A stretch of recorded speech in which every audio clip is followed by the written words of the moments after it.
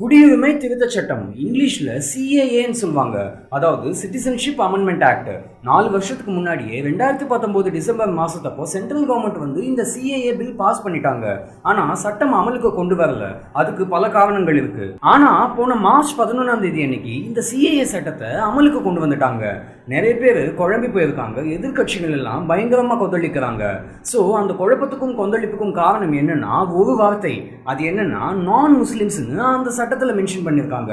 அதாவது முஸ்லிம்ஸ் அல்லாதவர்கள். சோ இந்த சிஏஏ சட்டம் ஆக்சுவலி என்ன சொல்லுது, யாருக்கெல்லாம் குடியுரிமை கிடைக்கப்படும் அண்ட் யாருக்கு கிடைக்காதுன்ற முழு டீடைல்ஸ் இந்த வீடியோல அவுத்து விட்டுடலாம். அதுக்கு முன்னாடி நீங்க நம்ம சேனல் இது வரைக்கும் சப்ஸ்கிரைப் பண்ணலாம், இப்ப சப்ஸ்கிரைப் பண்ணிடுங்க. அப்படியே பக்கத்துல உள்ள பெல் ஐகானை கிளிக் பண்ணி ஆல்ல கிளிக் பண்ணிடுங்க. அப்பதான் அடுத்தடுத்து போடக்கூடிய வீடியோஸ் நீங்க இமிடியேட்டா பார்க்கலாம். The government of India today made a crucial announcement regarding the implementation of the Citizenship Amendment Act.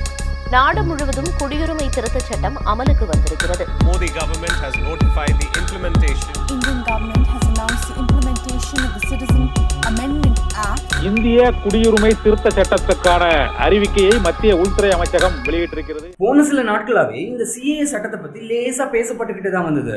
And சில வாரங்களுக்கு முன்னாடி ஹோம் மினிஸ்டர் அமித்ஷா வந்து எலெக்ஷன்ஸ்க்கு முன்னாடியே இந்த சிஏஏ சட்டம் கண்டிப்பா அமலுக்கு வந்துடும்னு ஒரு மீட்டிங்ல சொல்லியிருக்காரு.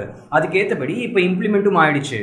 चुनाव के पहले ही सीए को अमल में आना है, इसमें किसी को कंफ्यूजन रखना नहीं है. உள்துறை அமைச்சர் அமித்ஷாவோட ட்வீட் என்னன்னா, மோடி கவர்மெண்ட் வந்து இந்த சிட்டிசன்ஷிப் அமெண்ட்மெண்ட் ரூல்ஸ் அமலுக்கு கொண்டு வந்துட்டாங்க. அந்த ரூல்ஸ் படி பாகிஸ்தான், ஆப்கானிஸ்தான் அண்ட் பங்களாதேஷ்ல வசிக்கும் மைனாரிட்டிஸ், அதாவது மத ரீதியாக துன்புறுத்தப்படும் சிறுபான்மையினர்களுக்கு நம்ம நாட்டுல குடியுரிமை வழங்கப்படும். இதுதான் அந்த ட்வீட். இந்தியாவோட பார்டர்ல பாத்தீங்கன்னா மொத்தம் 7 நாடுகள் இருக்கு.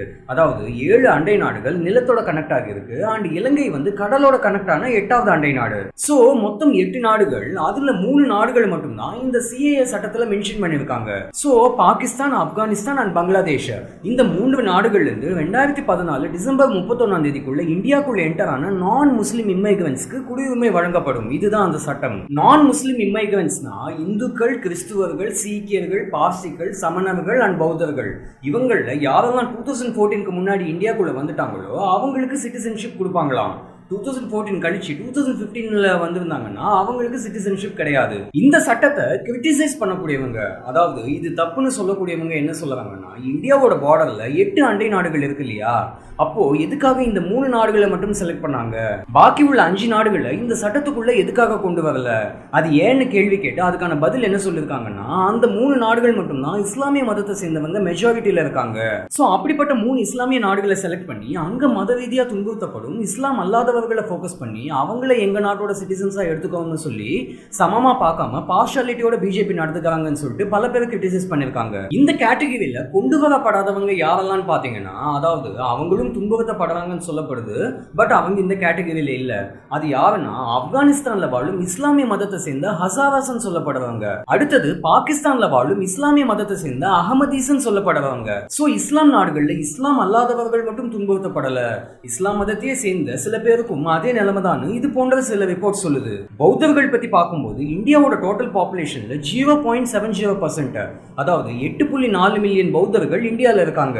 அதுல 2011ல திபெத்தில இருந்து இந்தியாவுக்கு அகதிகளா வந்த பௌத்தர்கள் வந்து 1,50,000 மக்கள்.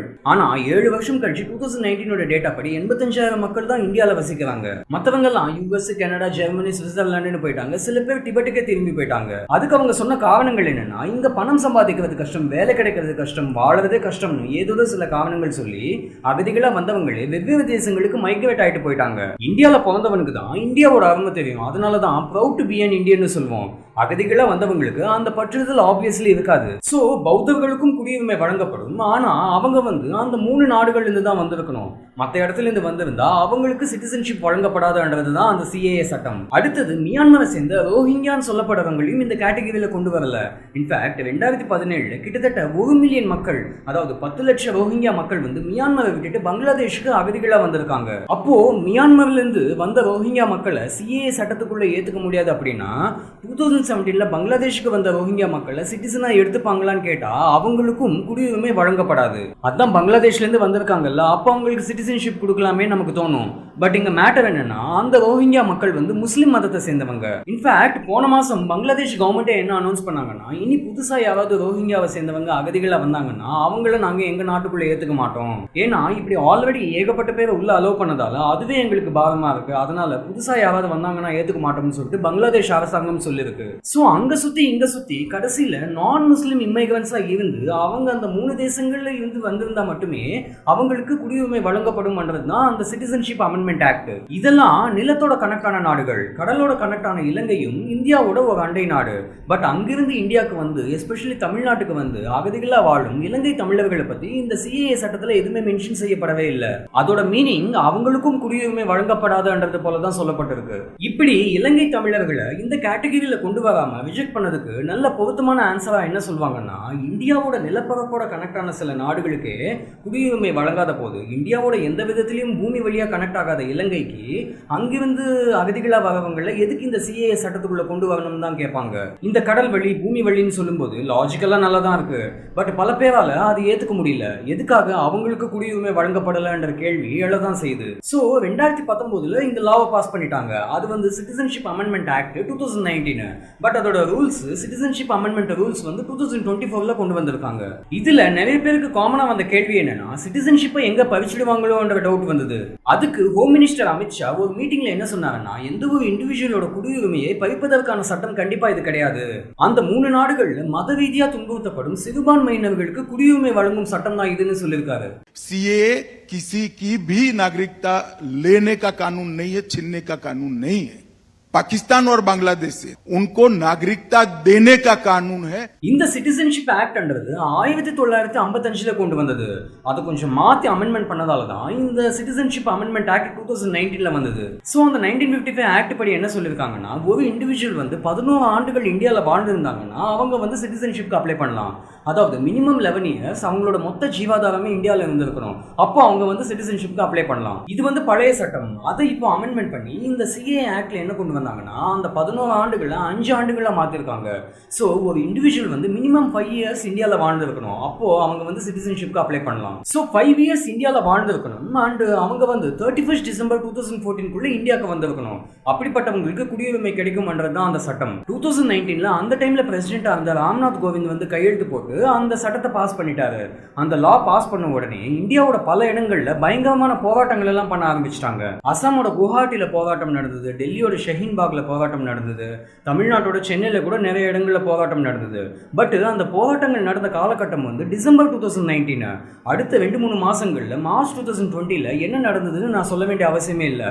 உலகத்துக்கே தெரியும், அது வந்து கோவிட் டைம். ஸோ உலக அளவில் இந்த லாக்டவுன் ரெஸ்ட்ரிக்ஷன்ஸ் இதெல்லாம் கொண்டு வந்ததால அந்த போராட்டம் எல்லாம் காலப்போக்கில் அப்படியே மறைஞ்சு போச்சு. இப்போ சிஏஏ அமல்படுத்தினதும் அதெல்லாம் அகைன் சூடு பிடிக்குது. அது மட்டும் இல்லாம லாஸ்ட் 2 இயர்ஸா பாத்தீங்கன்னா நம்ம காதுக்கே வராம சில விஷயங்கள் நடந்துகிட்டு தான் இருந்தது. என்னன்னா 31 டிஸ்ட்ரிக்ட் மேஜிஸ்ட்ரேட்ஸ்க்கும் 9 ஹோம் செக்ரட்டரிஸ்க்கும் ஆப்கானிஸ்தான், பாகிஸ்தான் அண்ட் பங்களாதேஷ்ல இருந்து வந்த நான் முஸ்லிம்ஸான ஹிந்துஸ், கிறிஸ்டியன்ஸ், சீக்ஸ், பார்சிஸ் இவங்களுக்கெல்லாம் 1955 ஆக்ட் படி குடியுரிமை கொடுக்கறதுக்கான பவர்ஸ் கொடுக்கப்பட்டிருந்தது. அந்த 9 ஸ்டேட்ஸ் எதுனா குஜராத், ராஜஸ்தான், சத்தீஸ்கர், ஹரியானா, பஞ்சாப், மத்திய பிரதேஷ், உத்தரப்பிரதேஷ், மகாராஷ்டிரா அண்ட் டெல்லி. அதுல ஏப்ரல் 2021ல இருந்து டிசம்பர் 2021 வரைக்கும் கிட்டத்தட்ட 1400 பேருக்கு சிட்டிசன்ஷிப் கொடுத்திருக்காங்களாம். சோ இது வந்து ஏற்கனவே நடந்துகிட்டு தான் இருந்தது. அண்ட் 2019ல கொண்டு வரப்பட்ட சட்டம் எதுக்காக இத்தனை வருஷம் டிலே ஆச்சுன்னு பாத்தீங்கன்னா, ஒண்ணு வந்து நான் முதல்லயே சொன்னது போல கோவிட் வந்து ஒரு காரணம். உலகமே அதுல தான் ஃபோக்கஸ் பண்ணிக்கிட்டு இருந்தது. அடுத்தது நிறைய ப்ரொடெஸ்ட் நடந்தது. திரிபுரால, அசாம்லலாம் இதுக்கு அகைன்ஸ்டா நிறைய போராட்டங்கள் நடந்தது. அண்ட் அது மட்டும் இல்லாம நிறைய பேர் சுப்ரீம் கோர்ட்ல பெட்டிஷன்ஸ் ஃபைல் பண்ணாங்க. இப்படி பாகுபாடு பார்க்கப்படுது, இந்தியால டிஸ்கிரிமினேஷன் இருக்கக்கூடாதுன்னு சொன்னாங்க. பட் சென்ட்ரல் கவர்மெண்டோட பதில் என்னன்னா, அந்த 3 நாடுகள்ல இஸ்லாம் தான் மெஜாரிட்டி, மற்றவங்கள்லாம் சிறுபான்மையினர்கள் என்ற காரணத்தினால அவங்க மேல மத ரீதியான துன்புறுத்தல் நடக்கக்கூடாதுன்னு தான் நான் முஸ்லிமை மட்டும் இந்த கேட்டகரியில கொண்டு வந்தோம்னு சொன்னாங்க. பட் இந்த சிஏஏ சட்டத்தை எதிர்க்கிறவங்க அது ஏத்துக்கல.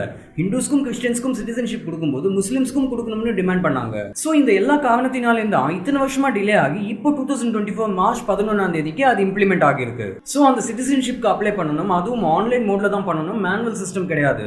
சோ அந்த வெப் போர்ட்டல்ல போயிட்டு அந்த அப்ளிகேஷனை ஃபில் அப் பண்ணணும். அதை வந்து 2 பார்ட்டா கொடுத்துருக்காங்க. ஒன்னு வந்து அவங்களோட டீடைல்ஸ் எல்லாம் ஃபில் அப் பண்ணணும், 2வது பார்ட் வந்து டிக்ளரேஷன் ஃபார்ம். இதெல்லாம் சப்மிட் பண்ண பிறகு அது எல்லாத்தையும் செக் பண்ணிட்டு அவங்களுக்கு சிட்டிசன்ஷிப் கொடுக்கலாம் கொடுக்கலாமா கொடுக்க கூடாதான்னு கவர்மெண்ட் தான் டிசைட் பண்ணும். நிறைய பேர் இதுக்கு அகைன்ஸ்டாவும் இருக்காங்க.